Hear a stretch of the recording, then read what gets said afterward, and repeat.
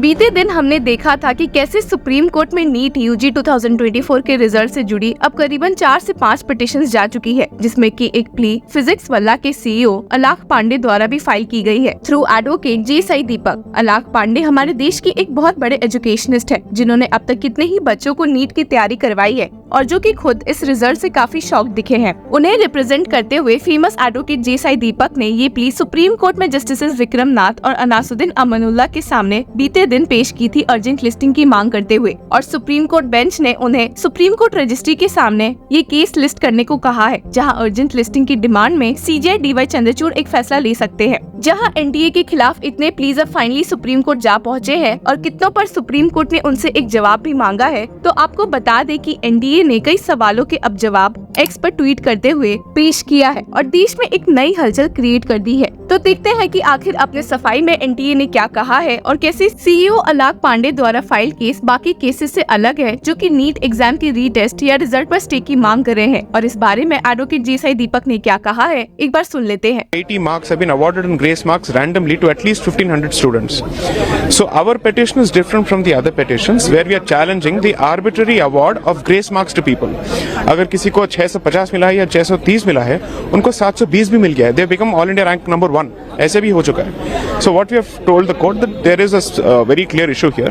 The thing is, since the matter was not listed before the court today, the court has only said आप registry में mention करके इसको list करा दीजिए। So I think by tomorrow the matter should be listed. साफ शब्दों में कहे तो अलाख पांडे ने ग्रेस मार्क्स देने के मैकेनिज्म को चैलेंज किया है और पूछा है कि भला किस बेसिस पर ये मार्क्स दिए गए हैं। सिर्फ यही नहीं बल्कि अलाख पांडे ने एनडीए को एक लीगल नोटिस भेजते हुए उनसे कई सवाल पूछे हैं, जिसमें से एक सबसे इंटरेस्टिंग सवाल ये है कि भला जिस सुप्रीम कोर्ट जजमेंट के भरोसे एनडीए कह रही है कि उन्होंने मार्क्स दिए थे, वो तो असल में क्लैट एग्जाम से जुड़ा है, तो भला वो मेडिकल स्टूडेंट्स के लिए कैसे अप्लाई हो सकता है। The notice stated the mechanism established by the honourable apex court in the judgment relates to CLAT exam which is computer based test that is conducted online and which is given by about 1 lakh students, which is significantly lower than the number of students appearing for NEET. This is in total contrast to the NEET exam, which is a science subject exam and is conducted offline. As such, in online examination, it is possible to determine the exact loss of time, speed of candidate, etc., but not accurately possible in offline examination. सिर्फ यही नहीं बल्कि इस legal notice में इस बात पर भी फोकस किया गया है कि जिस सुप्रीम कोर्ट जजमेंट के भरोसे एनडीए दिख रही है, उसमें ये मेंशन किया गया था कि the rank will not change and additional seats will be created to accommodate the grace marks holder. पर ये साफ दिख रहा है कि एनटीए ने ये फॉलो नहीं किया है और न ही इस बारे में कुछ कह रही है और इस बारे में भी उनसे एक जवाब मांगा गया है। अब चलिए एक नजर डालते हैं कि लोगों के इतने एलिगेशंस और एक्यूजेशंस सुनने के बाद एनटीए ने क्या क्लैरिफिकेशंस दिए हैं। तो सबसे पहले आते हैं सबसे मेन क्वेश्चन पर कि क्या देश में कहीं भी नीट के क्वेश्चन पेपर्स लीक हुए हैं या नहीं। जैसा कि आपको ध्यान होगा कि पटना, बिहार और गोधरा में ये बातें असर्टेन भी हो गई थी कि सच में वहाँ पर पेपर लीक हुआ है। हालांकि इस सवाल is it true that there has been a paper leak in Bihar और गोधरा का एनडीए ने क्या जवाब दिया है, देखते हैं। अपने जवाब में एनडीए ने कहा है कि it is to be noted that none of the reports are backed with evidence that may indicate a paper leak. These cases seem to be related to cheating impersonation and not to paper leaks. While the outcome of the investigation in aforesaid cases is awaited, NTA has categorically denied any case of paper leak. सिर्फ यही नहीं बल्कि NTA ने कहा भी है कि उनके पास खुद के security protocols और standard operating procedures है, and it has been found that all question papers which have been printed have been accounted for and there is no question of paper leak. इसके अलावा आते हैं वापस से उसी क्वेश्चन पर कि भला कैसे एनडीए ने ग्रेस मार्क्स को एड अप किया है, और इस सवाल का जवाब देते हुए उन्होंने कहा है कि the loss of examination time was ascertained and such candidates were compensated with marks based on their answering efficiency and time lost as per the mechanism formula established by the Honorable Apex Court vide its judgment dated 13/6/2018 in writ petition 551 of 2018. 1563 candidates were compensated for the loss of time. हालांकि इसके अलावा लोगों के मन में दूसरा सवाल ये था कि were there any candidates besides the 1563 who received compensatory marks, जिससे एनटीए ने साफ मना कर दिया है और कहा है कि सिर्फ इन्हीं स्टूडेंट्स को ग्रेस मार्क्स दिए गए हैं,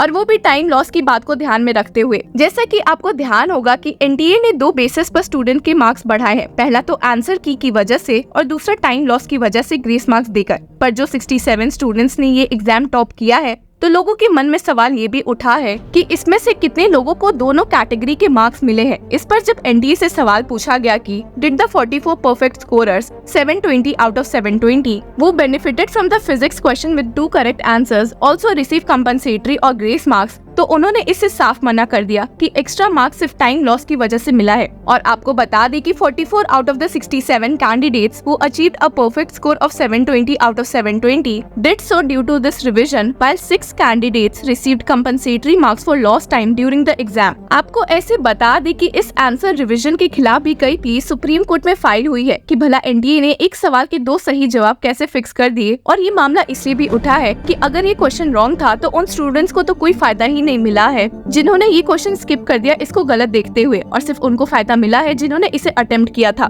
इस मामले में भी क्लैरिफिकेशन देते हुए एनटीए ने कहा है कि पहला तो उन्हें एक सवाल के 2 जवाब इसलिए करने पड़े क्योंकि बहुत कंफ्यूजन एनसीईआरटी के ओल्ड और लेटेस्ट एडिशन की वजह से पैदा हो गई थी, and also stated that this was also done as a policy mentioned in the information bulletin of the NEET UG 2024, that is if more than one option is found to be correct then 4 marks will be awarded to only those who have marked any of the correct options. इसके अलावा हमने आपको बताया ही है कि NTA पर एक सवाल ये भी उठा था कि भला उन्होंने 4 जून को ही रिजल्ट क्यों डिक्लेयर किया है, जिस दिन 18th लोकसभा इलेक्शंस के भी रिजल्ट आए थे। एंड कई लोगों ने सवाल किया है कि why was the NEET UG 2024 result declared on 4 June 2024। However the result declaration date mentioned in the information bulletin was 14 June 2024। लेकिन एनटीए ने कहा है कि उनकी पॉलिसी ही रही है कि वे जितनी जल्दी रिजल्ट दे सकते हैं उतनी जल्दी दे तो सही रहेगा, and stated as a policy of the NTA the result of all NTA examinations including NEET UG 2024 is declared after the answer key challenge period. The result date was pre-scheduled and is not connected to the general election results. The early announcement aims to expedite the counseling and admission process for the benefit of all candidates. यहाँ पर इस बात पर भी जोर देना काफी important है कि एनटीए ने हमेशा कोशिश की है कि वे कोई भी रिजल्ट एक मंथ के अंदर ही डिक्लेयर कर दे, भले वो एग्जाम अब ऑनलाइन मोड में हो या ऑफलाइन। और इन सब के साथ ही एनटीए ने वापस से बताया है कि उन्होंने इस रिजल्ट के बाद के रिएक्शन को देखते हुए एक और कमेटी बनाई है जो कि उन स्टूडेंट्स के केसेस को डिटेल में देखेगी जिन्हें की ग्रेस मार्क्स मिल चुके हैं। A high-powered committee has been formed to revisit the cases of those candidates, approximately 1563, who were awarded compensatory marks to address the issue of time lost during the NEET UG 2024 examination. The committee will thoroughly review these cases to ensure fairness and transparency in the evaluation process. और आपको बता दें कि ये committee जो कि एक farmer UPSC chairman द्वारा हेड हो रही है, in its first few meetings has discussed offering all 1563 candidates to either sit for a retest or accept a non-normalized score, which is what the students had actually achieved before the addition of grace marks. तो देखना होगा कि ये committee अपना फैसला कब ले सकती है और क्या लेगी। लेकिन इन सब के अलावा भी एनटीए के खिलाफ कई सवाल अभी भी उठ रहे हैं, जैसा कि हमने देखा ही है। अब हमने आपको वीडियो की शुरुआत में बताया था कि कैसे सीईओ अलाक पांडे ने लीगल नोटिस एनटीए को भिजवाते हुए जवाब मांगा है, और जिसमें उन्होंने कई इंटरेस्टिंग सवाल एनटीए से किए हैं, जिसमें कि एक सवाल ये भी था कि जब टाइम लॉस की प्रॉब्लम इतनी पुरानी है तो इसी साल जाकर एनटीए ने ग्रेस मार्क्स कैसे दिए हैं। And asked, NTA has been conducting the NEET UG examination since last 8 years and the incidence of time loss is not new. Every year these issues have been witnessed in spurts across the nation and widely covered in media all throughout. On what grounds has NTA decided to award grace marks to compensate for time loss this year only when the same has never been done in earlier years? तो देखते हैं कि इन सब सवालों का जवाब NTA कब देती है और भला सुप्रीम कोर्ट इस मामले में क्या एक्शन लेती है। Till then, keep following law चक्रा।